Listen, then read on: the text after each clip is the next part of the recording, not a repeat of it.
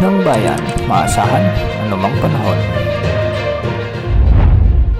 Magandang hapon po sa ating lahat. Narito ang update sa lagay ng ating panahon ngayong araw ng Miyerkules Santo, March 27, 2024. Malinsangang panahon pa rin ang mararanasan ng halos buong bansa ngayong araw dahil sa umiiral na easterlies, maliban na lamang sa Northern Luzon na makararanas ng maulap hanggang sa maulang panahon sa mga oras na ito. Dahil sa easterlies, asahan pa rin ang malinsangang panahon sa malaking bahagi ng ating kapuluan, lalo na sa Visayas at Mindanao na posibleng umabot sa 42 degrees Celsius ang heat index. Posible pang tumaas ang mararamdamang init ng katawan o heat index at posibleng pumalo sa mahigit 50 degrees Celsius sa mga susunod na araw ayon yan sa Pag-asa.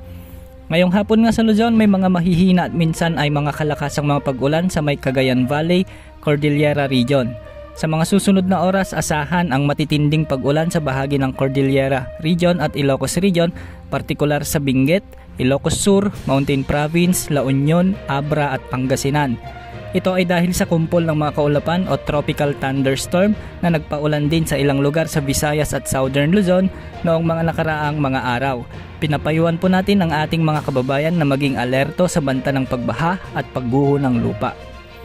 Asahan naman ang maulap na kalangitan na minsan ay may mga mahihinang pag-ulan sa bahagi ng Ilocos Norte, Central Luzon, sa may Zambales, Tarlac, Pampanga, Bulacan, kasama na rin ang Metro Manila at Calabarzon.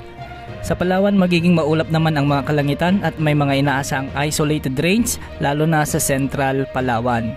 Sa Visayas naman, magiging maulap ang mga kalangitan sa may central at eastern portion ng Visayas at may mga pag-ulan na sa bahagi ng Panay Island at Negros Provinces. Posible na ring magkaroon ng mga pag-ambon sa bahagi ng Aklan, Antique at Iloilo sa mga susunod na oras.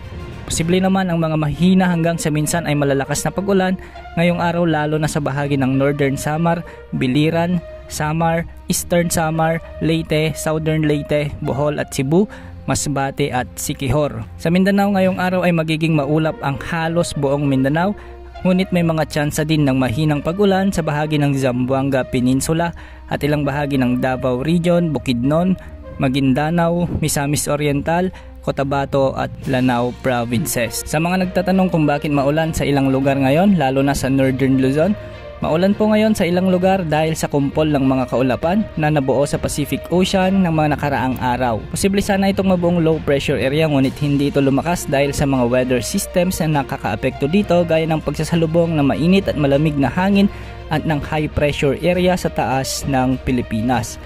Base naman sa latest wind forecast natin, wala namang nakikita o namomonitor na anumang low pressure area o bagyo na posibleng pumasok sa ating area of responsibility hanggang sa mga susunod na oras. Sa ngayon, wala ring nakatas na gale warning sa mga karagatang sakop ng ating bansa. Posible namang pumalo ngayong araw ang heat index sa may 42 degrees Celsius sa may San Jose Occidental Mindoro, Verac Catanduanes, Pili Camarines Sur, Rojas City, Mambusaw Capiz, Iloilo City at Cotabato City. Mag-ingat po sa banta ng heat stress, dehydration at heat stroke.